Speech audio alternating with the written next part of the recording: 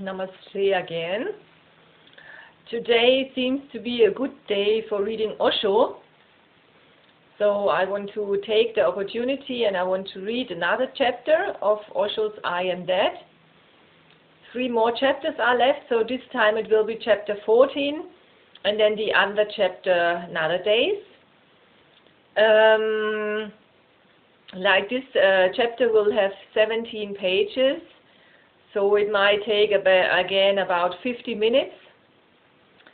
So sit down or lie down, whatever is comfortable for you, and just relax and do nothing. The effortless effort, and just listen to, like you are listening to music or to the birds singing or to running water, whatever you do, just do it and be open and receptive, and then some silence might happen in you. So yesterday evening, I was inspired to wear my hair like ancient Egyptian people did, with some, I don't know how you call it, tresses. So this is ancient Egyptian style in remembrance of my past lives as a priestess in Egypt, as a high priestess in Egypt, where I have still a lot of intuitive knowledge and intuitive wisdom. Voila, voila. Don't know why I tell this, but it was important for me to say this. And now I'm going to read chapter 14, Without Women, No Buddhas. That's the title. The 24th October 1980, I am in Buddha Hall. The first question, question 1, Osho. I would like to fall in love, but I'm afraid of beautiful women and so afraid of love, and I don't know why. Why is it so hard for me to fall in love? Prem Parivartan. Love is the hardest thing in the world, the most arduous. It needs really guts to be in love. That's why for thousands of years people have escaped from the world in the name of religion. They were not really escaping from the world, they were escaping from love. It was the fear of love that drove them away to the deserts, to the mountains, to the monasteries. But they were not even courageous enough to accept the fact that they are afraid of love. They covered it up with beautiful religious words. They condemned the world rather than condemning their own cowardliness. And humanity has worshipped these people as saints. Cowards have been worshipped. And naturally, if you worship cowards, you will also become a coward. One should choose very carefully and cautiously whom to adore, because whomsoever you adore, you start becoming like him. Unconsciously, unknowingly, if a man escapes from the war, we call him a coward, we condemn him. He has betrayed. But the people who escape from the battle of life are so to be heroes, are so to be doing something great. Their basic fear is of love, and why there is so much fear of love. Just 1 second, please. I need to take my cover, protect my bag. So, okay. The first thing that love requires is dropping off the ego. It is easy to protect your ego in the name of religion, in the name of virtue, morality, puritanism, character, beautiful words to decorate the ego, to nourish and feed it.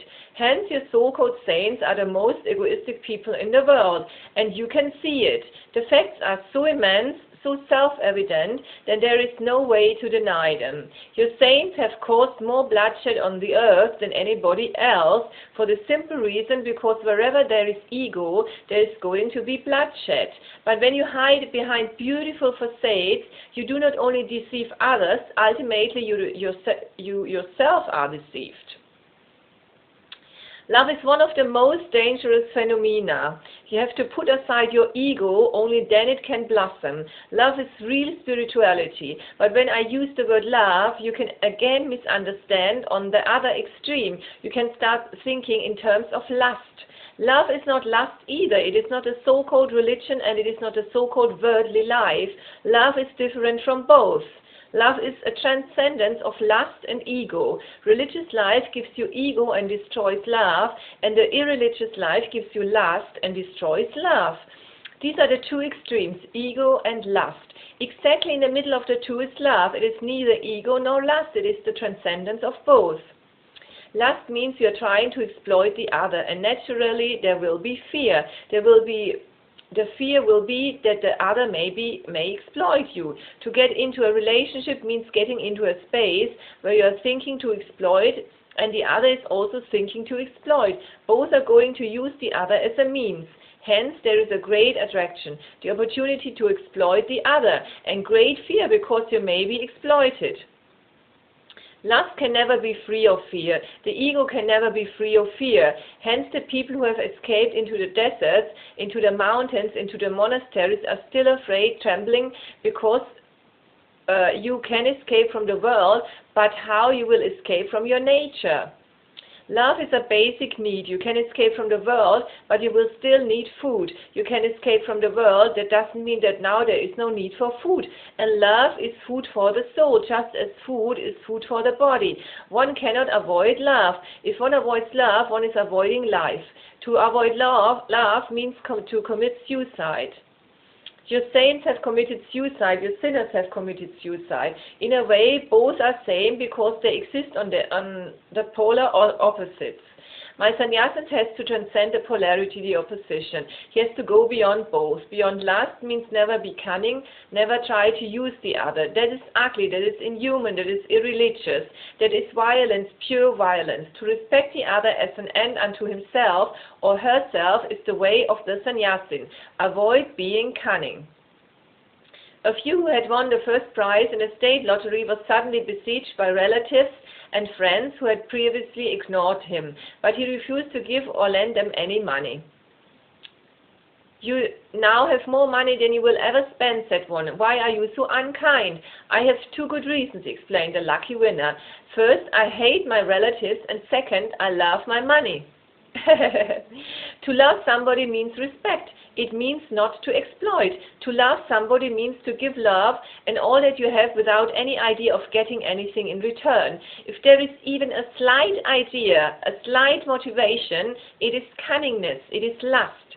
Even to ask for gratitude is wrong. Love is possible only when you love for love's sake. That's exactly the point.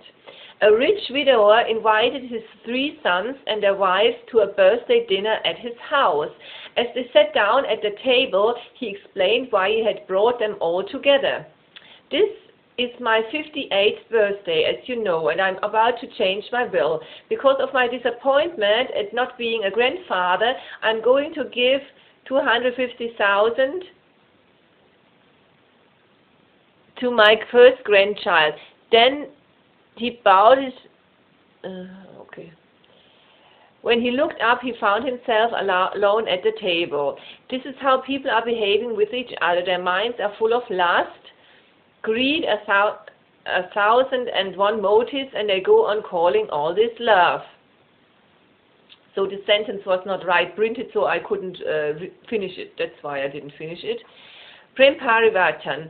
It is not anything personal to you to be afraid of love or to feel. Why it is so hard?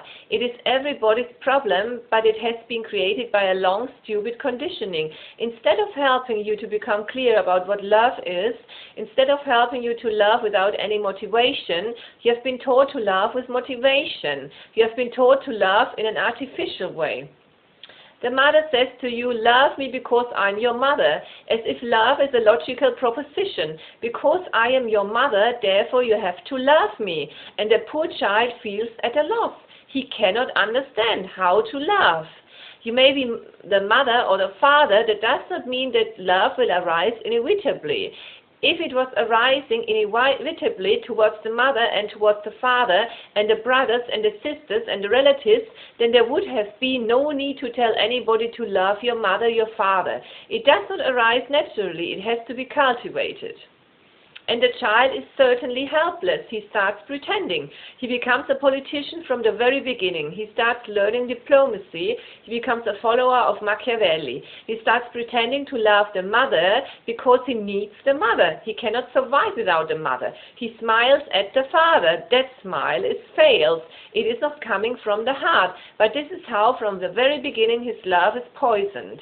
Later on we say, love, it is your wife. Love, this is your husband. We go on saying these really stupid thing to everybody, love because, therefore. Love is not a logical proposition. Either it is there or it is not there. If it is there, help to grow it. If it is not there, accept it. There is no other way, but don't create an artificial phenomenon.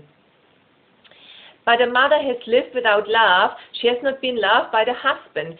He was loving her because she was his wife, because he had to love. It was a social duty that he had to perform. It was a formality.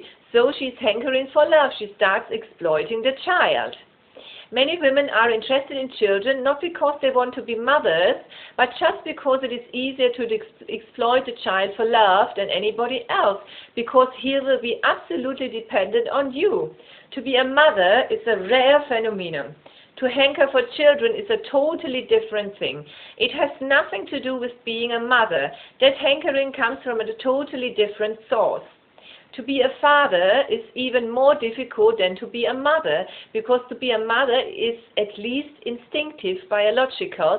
Father is a social invention, a social institution. A father has been created, he does not exist in nature. Hence it is even more difficult to be an authentic father. But everybody wants to be a father to prove his manhood, to prove that he loves his wife, to prove that he is reproductive, that he is really a man. But these are not things that have anything to do with love. And then there is the need to dominate the children. He cannot dominate the wife dominates him. The wife allows him to show to the world that he is the master. She allows it because she is so self-confident about her mastery over him that she does not bother. On the outside, he can play the game of being the husband. He knows, she knows, everybody else knows who is the real master. The father is hankering to be a master. He wants to dominate somebody. He cannot dominate the wife. He cannot dominate the boss in the office. He cannot dominate anybody. Children are needed. It is a desire to dominate. And then he starts asking the children, love me, I am your father. You have to love. As if love can be managed. Everything fails. By the time you are young, your love is almost plastic. It has lost all spontaneity. It has become very cunning, very calculating. Two women met for the first time since graduating from high school. Asked the first one, have you managed to live a well-planned life? Oh yes, said her friend. First I married a millionaire, then an actor. My third marriage was to be a preacher, and now I'm married to an undertaker. What do all these marriages have to do with a well-planned life? 1 for the money, 2 for the show, 3 to make ready, and 4 to go. This is a well-planned life. Remember this sutra. 1 for the money, 2 for the show, 3 to make ready, and 4 to go. This is how people are living. You may ask me, Parivatan, I would like to fall in love. It is not a question of liking. One simply falls or one does not fall. You would like to fall in love, then it is not going to happen. Falls don't happen through liking. You simply stumble, you fall. You are trying to manage to fall. You cannot manage, but it will not be a real fall. No fracture, nothing. You can put a Dunlop mattress and you fall on it, but you will simply look stupid and nothing else. A little bit embarrassed, that's all. You ask, I would like to fall in love, but I'm afraid of beautiful women. Only that thing seems to be a little bit intelligent. Beautiful women are dangerous. Ugly women are good. They have to be good. Fall in love with an ugly woman. This is one of the observations of thousands of years. Whenever a woman is beautiful, she need not care about being nice. It is enough to be beautiful. Why she should be nice too? She will be nasty. Ugly women are very nice. They have to. Otherwise, who is going to fall in love with them? Their faces, their bodies make you feel like running away to the very end of the world and never look back. They have to compensate. They compensate by being nice, by being very loving. They become your mamas. They take care as if you are a small child. They breastfeed you. They become absolutely necessary. They make you utterly dependent so that you can tolerate their ugliness. Parivatan, that thing you are certainly saying with some intelligence. And when you are thinking and planning a well-planned life, then fall in love with an ugly woman. It will be difficult in the beginning, but then it is sweet all the way. And always think of the future. That's how calculating people do. What it is. Just a bitter pill in the beginning, it's okay, but then it is very health-giving. Ugly women are medicinal, but beautiful women are sweet in the beginning and very bitter in the end. And this is not my advice too. Gautam Buddha also says the same thing, in a different context of course. He cannot be so truthful as I am. He says, the world is sweet in the beginning, but very bitter in the end. And the other world is very bitter in the beginning, but very sweet in the end. It is a totally different context, but it is significant in your context also. The beautiful woman looks beautiful and you are tempted. But remember, the great philosophers who say that beauty is illusory, it is nothing but just on the surface. When you see a beautiful woman, always remember the great philosophers that inside she is nothing but bones, blood, pus, etc., etc. Keep in your bedroom a skeleton, meditate over it, and whenever you see a beautiful woman, project the skeleton. That will scare you. And whenever you see an ugly woman, feel compassion. Compassion is good. It is a great service. In fact, it is conquering the world. To fall in love with an ugly woman is to be a saint. And your rewards will be great. She will be nice to you and always nice to you. The only problem is, Parivartan, he will not find an ugly woman. Somehow ugly women don't fall in love with me. That's the problem. So you are in a wrong place.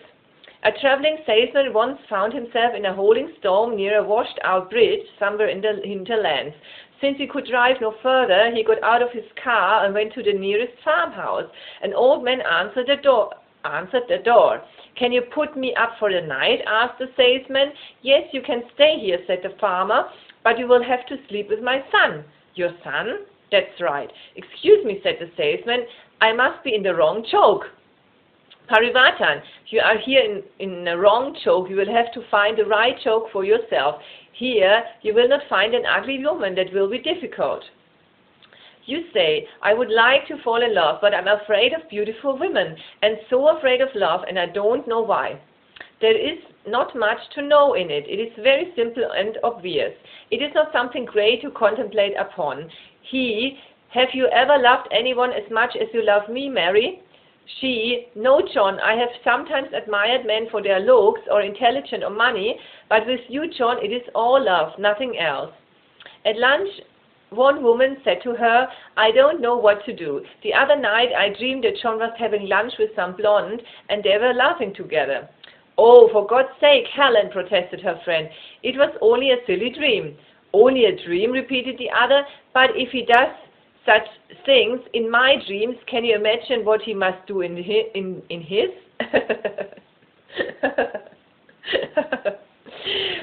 Fear is natural because the woman means the beginning of the world. The woman means the beginning of the trouble. Before the women there is no world, and after the women there is no world. Before the women there is all darkness, and after the women there is all light. But between the two is the problem, and everybody has to pass through it. The aggressive wife was raking her husband over the coals for having said something tactless when some friends called. And don't sit there, she continued sharply, making fists at me in your pockets either. Among the objects displayed in the Vatican library are 2 Bibles close together, a huge one about 2 feet thick, the other a tiny one less than 1 inch square. One of the guides tells visitors, this big Bible contains everything Eve said to Adam, and this little one contains everything Adam said to Eve. I can't see why you don't understand. It is so obvious. People have always been afraid of the woman for the simple reason that man functions through the head and the woman functions intuitively. They can't agree on anything. There is no possibility of agreement. The woman jumps on conclusions and the trouble is she is almost always right. And the man goes through a very long, arduous, logical process to reach a conclusion, and again, almost always he is wrong. So to fight with a woman, that means to love a woman. You are doomed. You are bound to fail. You cannot win a single argument because her ways of arguing are so puzzling. You want her to sit down calmly at the table and discuss, and she starts crying and throwing things. Now you don't know what to do. It is your money she is destroying, so you cannot throw the other things because that will be simply foolish. And the whole day you come home tortured by the world, you want some moments of peace, and the whole day she has been getting ready, exercising. She is ready for a fight. You come home completely defeated and she is fresh and ready to fight. Now, how can you win? And you don't want to fight at all. You want to be left alone to read your newspaper, and she throws your newspaper. She cannot tolerate anything that you do except dynamic meditation. That comes very close. That makes women afraid. I invented the dynamic meditation for poor men. At least one defense. You can simply shout and jump and start hoo-hooing, and that she will understand. She will calm down and she will start agreeing with you. Otherwise, she is going to create trouble. That is one of the ancient feminine methods. Of course, she has never called it meditation. I call it meditation to give it a religious color. Prem Parivatan. So these are a few clues for you. If you want a peaceful life, find a homely woman and your life will be peaceful, of course, without joy. You can't have both together. It will be peaceful, completely peaceful, but there will be no ecstasy in it. You will be as if you are already dead. There will be no excitement. It will be flat, like a flat tire, stuck in one place, sitting silently, doing nothing. The spring comes and the grass does not grow by itself. How can the grass grow under a flat tire? It is impossible. You can go on sitting and waiting. Springs will come and go. That is the first possibility. The second is, take the risk, fall in love with a beautiful woman. There will be a great excitement, ecstasy, but there will be trouble too. Heaven and hell come in the same package. You will have few heavenly moments, but they are worse. For all the hell that will follow, they are worse, and they will teach you a lesson. That's how one becomes finally a Buddha. Without the woman, there would have been no Buddhas. About that, I'm absolutely certain. There would have been no religion, no Buddhas, no Mahaviras. It is because of the women. Many women ask me the question, why women have not become enlightened, how they can become enlightened. Who will drive them to become enlightened? That is the point. They drive men to become enlightened. Finding no other way in life, he becomes enlightened. It is simple.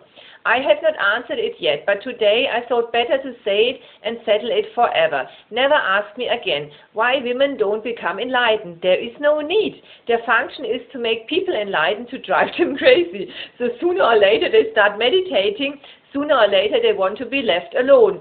They are finished. Their dreams are shattered. They are disillusioned. It is the great work of a woman. The whole credit goes to the woman. The Buddha, the Mahavira, Lao Tzu and Chan Tzu, they were possibly only because the women was continuously forcing them. Either become enlightened or go crazy. And they decided to become enlightened. They said it is better to become enlightened. It is good to pass through the experience. So, Parivatan, choose a beautiful woman and fall wholeheartedly. Don't hold anything back. The deeper you love, the sooner you will get free of it. The more passionately you go in, the more quickly you come out. So true. The second question, Osho. In lecture yesterday, you spoke about the master's work, keeping his disciples from settling for less than freedom for the self. In the West, much is made of the experience that this is it, that nothing can be different than it is right now. Is this a copper mine experience? How can there be anything else? Deva Sambuddha. I also say this is it. But when I say this is it, it has a totally different meaning. It is not the same statement as it is being made in the West. The statement in itself has no meaning of its own. The meaning comes through your experience. Men can live on different planes. When Gautam the Buddha says, this is it, he is using the same words as you use. The words are exactly the same, and the dictionary meaning is the same, but the existential meaning is totally different. It may be even diametrically opposite to your meaning. In the West, it has become fashionable to say that this is all. To live right now is all there is. But the people who are saying it have no idea of meditativeness, have no idea of absolute silence. Thoughtless awareness, they have no experienced witnessing. Hence, what they are saying, this is it, is nothing more significant than their mind. So if your mind is full of lust, your this is it will be only lust and nothing else. If your mind is full of greed, full of anger, full of jealousy, then how it can have the same meaning as it has when Chuang Tzu says, this is it. It is not possible to have the same meaning. Meaning comes from the person, his presence, his realization. The West has got glitches from the East. Now Zen has become very fashionable in the West. Not that the West is capable yet to understand Zen. Zen, the very word Zen, comes from dhyana. Buddha never used himself Sanskrit language. He was the first enlightened person in India who used the language of the people. That was one of the things that made the priesthood, the Brahmins of India, to be antagonistic to Buddha. Amongst many things, that was one of their major, because the priests of India have always used Sanskrit as their language. It was their property, and only the scholarly people could understand it. The masses were absolutely ignorant about it. Hence, what was written in the scriptures was known only to few priests. And of course, through that knowledge, they were powerful. And they never wanted it to be known by the masses. Otherwise, their power will be lost. Their invested interests will be destroyed. Buddha was the first man who dynamited their whole establishment. He used the language of the people. The language of the people in Buddha's time was Pali. In Pali, dhyana is pronounced as jhana. Because Buddha used the word jhana, it changed its colors. When it reached China through Bodhidharma, it became Chan, because in Chinese, jhana cannot be written. In Chinese, there is no alphabet. The Chinese is a pictorial language, so the closest picture that they had which could express the word jhana was Chan or Channa. And from China it reached Japan. They use the same pictorial language, but their pronunciations are different. In Japan it became Zen. In a way it came back to the original place. It came closer to Buddha's jhana. It became Zen.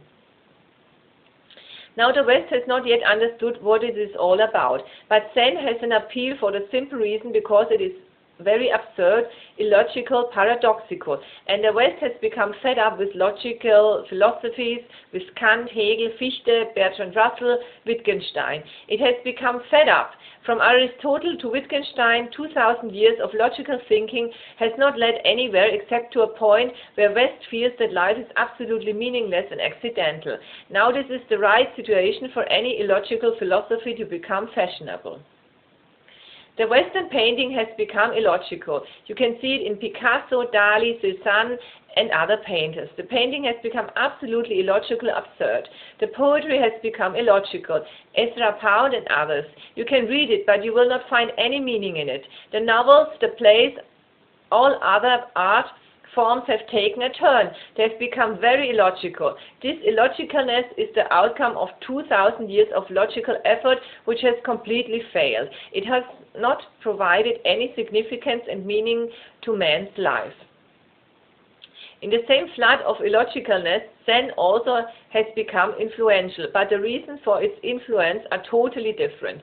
It is not that the West has experienced meditation, it is simply a reaction against logic that Zen has become a great appeal. The absurd anecdotes, the absurd lies of the Zen masters seems to be appealing because it has no logical construction. A great Zen master, Ryokan, is known in Japan as the Great Fool. A great master of the same caliber as Buddha is known as the Great Fool for the simple reason because his whole life was absurd, unpredictable. If you ask him a question, he may hit you on the head. If you don't ask him a question, he may hit you on the head. He used to say, ask me a question and I will beat you. Don't ask me a question and I will beat you. He used to throw his disciples. Once he cut one of his disciples' fingers with a knife, and when the finger was cut and the disciple was in deep agony, he said, "This is it." And in that moment, the disciple became enlightened because he was meditating for 20 years. Don't forget those 20 years. In the West, those 20 years are completely forgotten. Those 20 years have brought this climax. At the right moment, the master gave the last push. He wanted to bring him to the present, and cutting the finger is so painful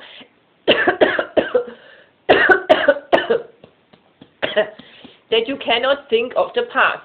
You cannot think of the future. You cannot fantasize anymore. For a moment, everything stops. It is like an electric shock. You are suddenly here now. But those 20 years of meditation had created a different quality. The shock became a satori. Just by cutting somebody's finger, you cannot make him enlightened. But Ryokan did the miracle.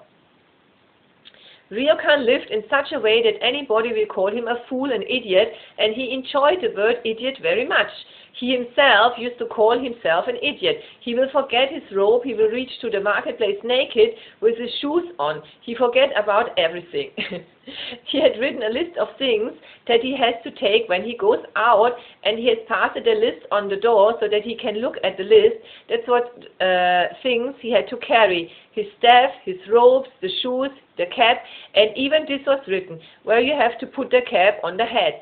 Otherwise he will forget. He may put the shoes on the head, but still the same thing continued, because he will forget to read the list. This Ryokan helped many people to become enlightened. His illogical ways, his absurd methods proved of tremendous help. Now in the West, people will love Ryokan. They will feel at ease with him. They are fed up with Aristotle. Aristotle has become Aristotelitis, a great disease. They don't want to do anything with Aristotle. They want something more alive, something more paradoxical, because life is paradox. It is not logic. Remember it, that life is not logical and cannot be understood by just logic. Life is far more than logic, far bigger than logic. It is not arithmetic, so there are planes to understand. The West is not yet capable of being here now. He has only heard the word. And there are different motives why the Western youth, particularly the new generation, has become infatuated with Zen-like things. The Third World War is gathering around. Life seems to be very fragile. It had never been so before. Wars have always been there. In 3,000 years we have fought 5,000 wars.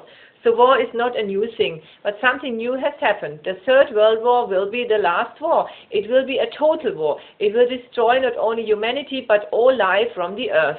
And the clouds are becoming darker and coming closer every day. It is creating a great fear. The Western new generation is freaking out. And now, because the world can end, the whole future sense seems to be appealing. Live here and now. Live now, because there is no future. Tomorrow may never arrive. This is a totally different reason why West has become interested in right now.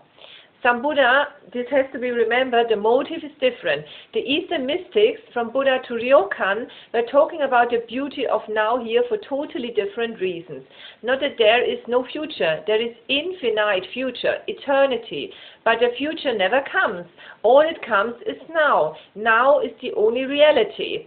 When future comes, it also becomes in the form of now. When tomorrow comes, it will come as today. So you have to learn the art of being here, living today, because tomorrow will come, but it will also be another day. And if you know how to live this day, you will know how to live that day which will be coming. This was a totally different vision. There are the 4 planes which have to be understood. First is the body. On the bodily plane, the man who lives identified with the body, if he says this is it, he will only mean food and sex and nothing else. His this is it will contain only of 2 things, food and sex, which are not very different either. Food is nourishment for you. You cannot survive without food. And sex is nourishment for the coming generations. They cannot survive without sex. Your parent's sex has created you. Your sex will create your children. The society needs sex as food. It is food. It is survival for the society, just as food is your survival.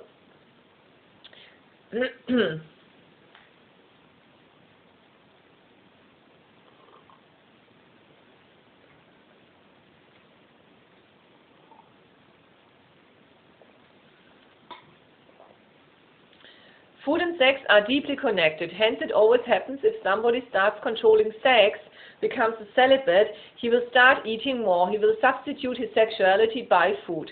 It almost always happens when women get married, they start becoming fatter, for the simple reason that before marriage they are interested in sex, after marriage they become fed up with it. They start feeling as if the man is exploiting their bodies. Reluctantly they go into it, but they are fed up. Then their interest changes towards food. And the people who starve themselves for any reason, maybe naturopathy, dieting, or some religious reason, fasting, the people who will starve themselves will become full of sexual fantasies. Hence, Jain monks are more full of sexual fantasies than anybody else because of the fasting. It is a natural change. Their energy starts moving from one pole to another. Sambuddha. Anybody who knows only his body, this is it simply means food and sex. That's what is happening in institutes like Asylum. Food and sex. That's what is happening all over America. Sambuddha comes from America. The second plane is mind. With food and sex you can have pleasure and pain. On a body level, if your body is satisfied, you will have a pleasant feeling. If it is not satisfied, you will feel pain. The second phenomenon about the body is the mind. Mind goes a little higher than pleasure. It starts experiencing happiness and unhappiness. With body there is only duality, food and sex. Only two dimensions. With mind there are many dimensions. Mind opens up a greater world, music, poetry, painting, dance, etc., etc. It opens up many dimensions you can enjoy more. With the first, you are just like an animal. Your this is it will be nothing but animalistic. With the second, if you know that you are more than the body, higher than the body, you will have many dimensions, more richness. You become human, you rise above animals. When you say this is it, now it will be music, poetry, painting, dance. It will have a totally different meaning. On the third plane, it is the soul, the self. With the body, the duality. With the mind, manyness, multitude. With soul, only oneness, and that is meditation. You will know the real meaning of this is it only when you arrive at the third point. And with the fourth, in the East we have called it the fourth, simply the fourth, Turiya. We have not given it any name because no name is possible, it is inexpressible. With the fourth, Turiya, there is neither two, nor many, nor one. You can call it either wholeness or nothingness. Buddha used the word nothingness. Isha Upanishad used the word wholeness. The mean is the same thing. The zero symbolizes both nothing and the whole. This is the state of bliss, ecstasy. On the body level, pleasure is opposed by pain. On the mind level, happiness is opposed by unhappiness. On the soul level, joy is opposed by misery. But on the fourth, bliss is not opposed by anything. Bliss has no polar opposite to it.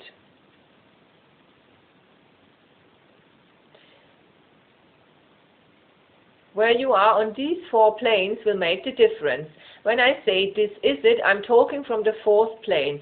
And when in America, in the institutes like Asylum, people are talking about this is it, they're talking about the first plane, the body. You ask me, in the West much is made of the experience that this is it, that nothing can be different than it is, right now. Yes, nothing can be different than it is. But you can be different. The world is the same to the Buddha, to the enlightened, to the unenlightened. But you are different, and that makes the difference. That's the difference that makes the difference. The world is the same. Buddha moves here, you move here. Gods live here, dogs live here. It is the same world. But because their awareness is different, their depth and height is different. This is it will be different too. Their now will be also be different. So when I'm talking about now, my now contains this and that both. When in the West people are talking about now, their now only contains this. Remember what the Isha Upanishad says, this is whole, that is whole. The whole comes from the whole, still the whole remains behind. This is the fourth state, Turiya, the ultimate state beyond which nothing happens. Unless you have reached to it, Sambuddha, you are living at a copper mine. You have to move to the silver mine, then to the gold mine, then to the diamond mine, and then to the beyond. The third question. Osho. What would be the best thing to do if you were mad? Virendra, change your mind. The fourth question. Osho, I have taken the vow to remain a celibate my whole life, but why do I still suffer from sexual thoughts, fantasies and dreams? Swami Nityananda Giri, it is natural, it is because of your vow. Nobody can change one's life by force. The vow simply is a violent act against yourself. It will only repress your sex, and the repressed will take revenge. It will come on and again and again and again. You will push it from one door, it will enter from another door. You cannot get rid of it so easily, so cheaply. Just the other day, Morarji Desai revealed that when he was the Prime Minister, he had visited a nightclub in Canada just to find out what was going on there. Now, why he should be interested in a nightclub and whatsoever is going on there, why he is interested in it. At the age of 82, and he kept it a secret up to now, he never revealed it before. A repressed sexuality will haunt you to the very end of your life. Even when you will be dying, you will be having sexual fantasies. Swami Nityananda Giri, it is still time, beware. Life is never changed by vows. Life is changed by awareness. Never take a vow. The vow simply means that you are forcing something upon yourself. Try to understand. When there is understanding, there is no need to take a vow. Your understanding is enough. You see something is wrong and it drops. Seeing is enough. Understanding is enough. No other discipline is ever needed. Whenever you need some other discipline, it means your understanding is lacking. Something is missing in your understanding. You're trying to compensate your understanding by taking a vow. But the very taking of the vow shows that you are afraid of your sexuality. Then it will come, then it is bound to come. And now you are asking me, why do I still suffer from sexual thoughts, fantasies and dreams? You must be hoping that by taking a vow, all this will stop. It is your vow that is causing it.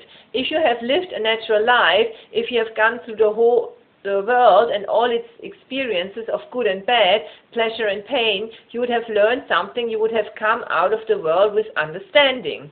But for centuries, the so-called saints have depended on violence. They talk about non-violence, but they go on doing violence to themselves. I'm sick and tired of being left alone every weekend, growled the golf widow at breakfast on Saturday. If you think you're going out to play today. Nonsense, dear, the husband interrupted, reaching for the toast. Golf is the furthest thing from my mind. Please pass the putter. If you just force things, they will erupt, they will come back. A 70-year-old man went to see the doctor. I have been in practice for 25 years, the doctor told him, and I have never heard of such a complaint.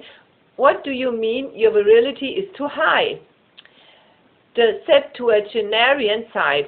Pointing to his head, he said, it is all in my mind. The virility has gone too high. It's all in my mind. Now, Nityananda Giri, you have taken a vow. Your sexuality is repressed at its natural center.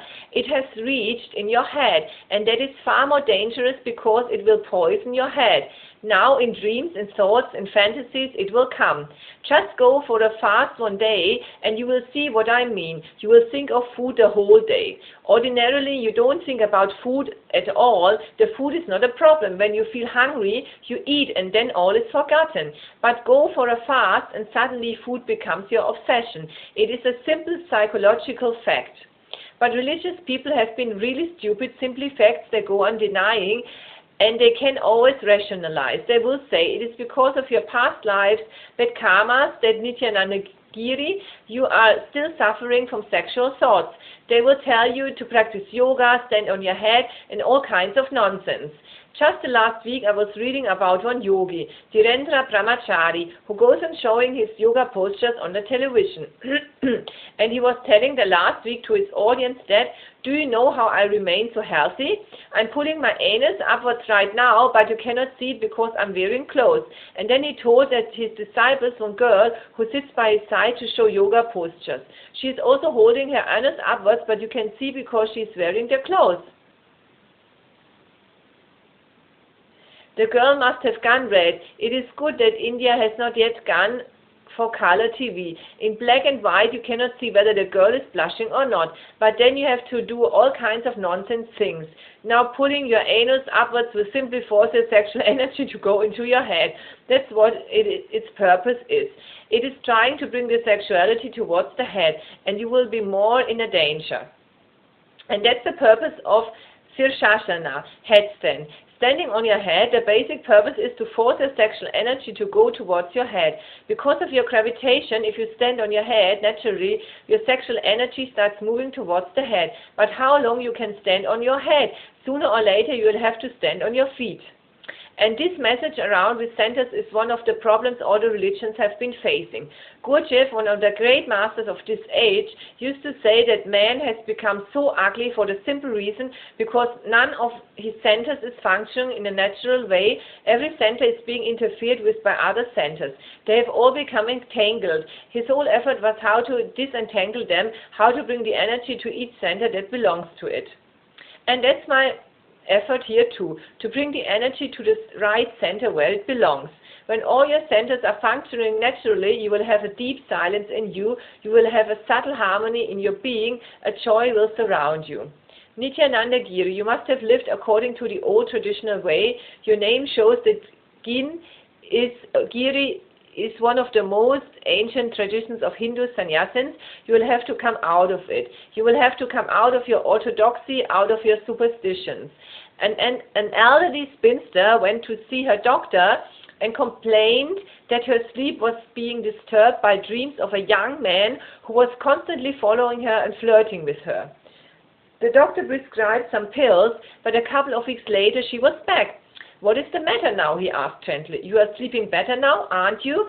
"No," she said. "Now I can't sleep because I miss that young man so much."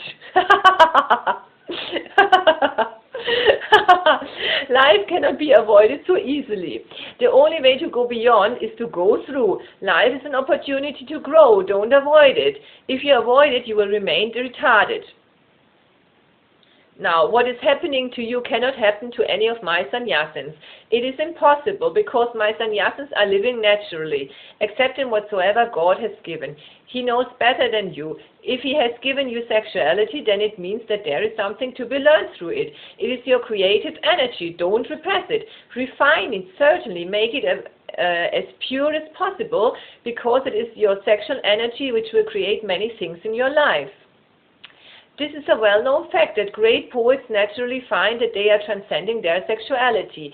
Great painters, great dancers, great musicians have always found it to go beyond sex very easily. But not the so-called monks and the saints. They have found just the opposite. The more they have tried, the more they were disillusioned, the more they go deeper into the mess.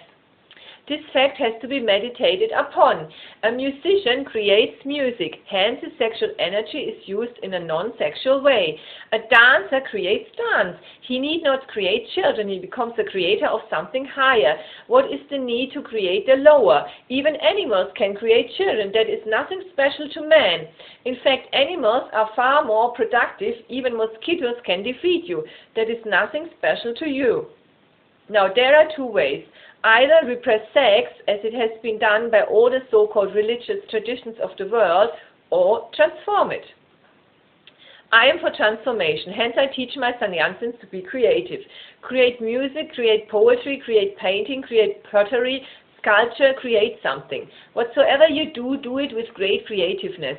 Bring something new into existence and your sex will be fulfilled on a higher plane and there will be no repression. Let your sex become more and more love and less lust. And then finally let your love also become a little higher. That is prayer. Lust is the lowest form of sex. Love is love higher than sex, and prayer is the ultimate transformation. The meditative person can transform his sexuality without any antagonism, without any conflict. He is in deep friendship with all his energies, sexual or others. He is not in any fight. Why fight with your own energies? Love them, rejoice in them, and help them to transcend the lower forms, the animal forms. Let them move from the body towards the turiya, the fourth. This is a totally different process. That's why I'm so much opposed, because I'm against all the repressive traditions, all the so-called moral puritanistic stupidities. I simply call them stupid. I am not a polite person. If a spade is there, I call it a spade. In fact, a fucking spade. I want to be clear and straightforward. 2 + 2 is 4 to me, neither more nor less. A Rajneesh sannyasi went to visit an old friend living in a big town. The only lodging he could find was in a very dilapidated hotel. The receptionist told him he would have to share a double bed and take his breakfast, toast, jam and coffee upstairs with him that night. He entered the room and he was surprised to find a gorgeous blonde lying naked on the bed, fast asleep. He prepared himself for bed, said his prayers and lay down to sleep. 15 minutes later, he turned over and looked in the direction of the beautiful girl. Should I? No, I must not, he said to himself, and turned over and tried to sleep. Half an hour later, he turned around again, looked towards the girl and said to himself, no, I must not, I won't, it is not proper. So he turned over again and went to sleep.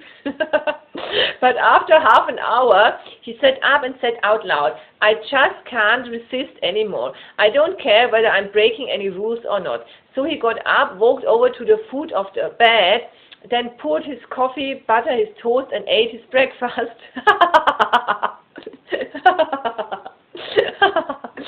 This is possible only to a Rajneesh sannyasi. Nityananda Giri, to you it will be very difficult, impossible. Once the Zen master was asked, what sort of sex life do monks get? And the Zen master said, none.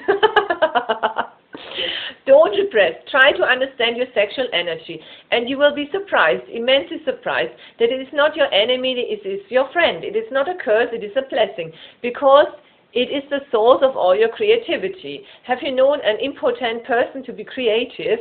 Have you known any impotent person to create great music, painting, poetry? And why the so-called monks down the ages have not been creative? They have not contributed anything to the earth. They have not enriched the earth. They have not been a blessing. On the contrary, they have proved a curse. Why? Because being repressive of their sexuality, they became uncreative, they cannot create. Creativity is sexual, basically sexual. When the painter gets lost in his painting, it is the same orgasmic joy the two lovers have when they meet and merge into each other. For a moment, they are no more separate. The painter gets the same joy, longer, deeper, far more profound, when he is lost with the painting. A dancer comes to the highest point. Hence my emphasis on dance and music here in my commune. I want everybody to be a dancer, a singer, for the simple reason because that is the most natural, spontaneous way of transforming your sex. When the dancer is completely lost, when there is only dance and no dancer left, he experiences the greatest orgasm, more total than any sexual orgasm can ever be. Nityananda Giri, if you accept your sexuality, if you embrace it with deep love and gratitude towards God, knowing that it is a gift, so that there must be something in it which has to be discovered, it is not to be rejected. Rejecting it will make you uncreative, and the uncreative person remains a miserable life. That's why your saints look so sad, with such long faces, almost dead and stinking. Look again into your own being, into your own existence, and you are in for a great surprise. A man was asked by his wife to bring home a live chicken for a special meal she was going to prepare. He bought the chicken after work and was on his way home when he realized that he had forgotten his front door key. He knew his wife would not be home for a few more hours, so he decided to pass the time by going to the cinema. He could not carry the chicken inside, so he stuffed it down the front of his trousers, then bought a ticket and went in. He sat down towards the front of the cinema next to old ladies. He soon became very engrossed in the film and did not notice that the chicken had poked its head through his fly buttons. Winifred, whispered one of the old ladies, nudging her friend, look at that big thing poking through this guy's fly. Winifred grunted, ah, Millie, when you have seen one, you've seen them all.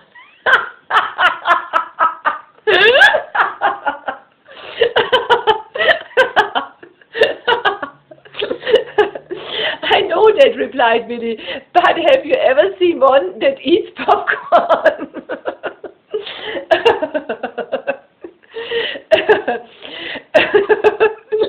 Okay. So, thank you for listening and watching. That's all about chapter 14. I hope you enjoyed it and you understood some of it, and also you enjoyed the jokes.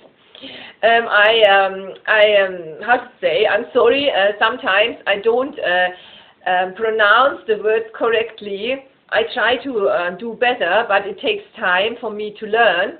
And also, it's not the point of being a perfect speaker.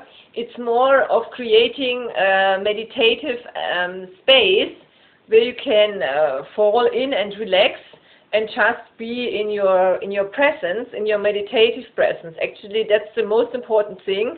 So the words which are expressed are not so important. Also, the way the words are expressed are not so important. The most important thing is the presence conveyed through the words, or the silence conveyed through the words. That's the most important thing. So as I said, I hope you enjoyed, and I wish you a very nice day. Bye bye. Thank you. Namaste.